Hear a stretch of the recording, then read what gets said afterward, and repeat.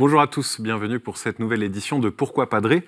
Aujourd'hui, nous avons une question de Quentin qui a 19 ans et qui nous dit « Bonjour, comment pouvons-nous évangéliser dans notre monde actuel qui est devenu plus mondain qu'auparavant et qui rejette le Christ ?»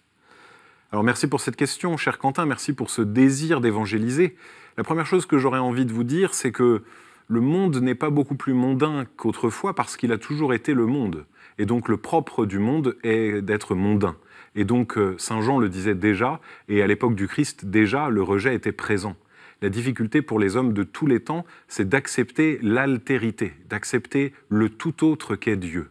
Chaque époque a tendance à bâtir ses propres idoles pour se rassurer en faisant des images de Dieu qui sont à l'image de ce qu'ils aiment, de ce que les hommes aiment dans leur époque. Et donc aujourd'hui, on va bâtir des idoles qui seront les stars de la télé ou les stars du cinéma, nos écrans de téléphone et d'ordinateur, les idoles qui sont nos limites, qui nous empêchent d'aller vers Dieu. Et donc, chaque époque en a eu. Donc, c'est une première chose à se dire, c'est que rien n'est perdu dans notre temps plus que dans les temps d'avant.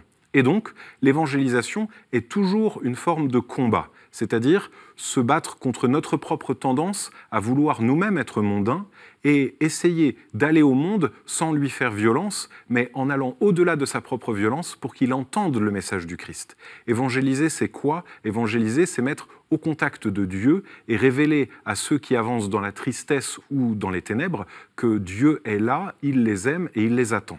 Et du coup, l'évangélisation, ce n'est pas une proposition en plus ou une proposition adversaire au désir de bonheur des autres, mais c'est au contraire montrer que la source du bonheur qu'ils attendent, qu'ils espèrent et qu'ils cherchent d'une certaine manière, elle est là, c'est Dieu, c'est le Christ venu nous sauver et c'est un bienfait pour tous. Du coup, si on comprend l'évangélisation comme la révélation réelle d'un bienfait, d'un bonheur, de quelque chose de plus qui rend pleinement heureux, alors on prend espérance et on est capable de le vivre.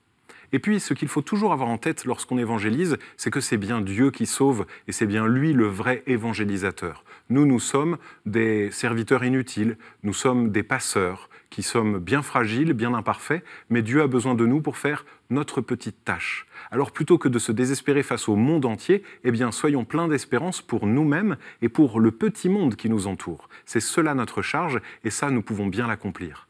Alors, continuons à réfléchir, à agir pour l'évangélisation et continuons aussi à réfléchir dans les questions qu'on se pose ici sur Pourquoi Padré. Continuez à les poser sur l'adresse internet pourquoipadré@ktotv.com, sur les réseaux sociaux avec le hashtag Pourquoi Padré et retrouvez cette vidéo comme les autres sur le site de KTO. Et moi, je vous dis à très bientôt.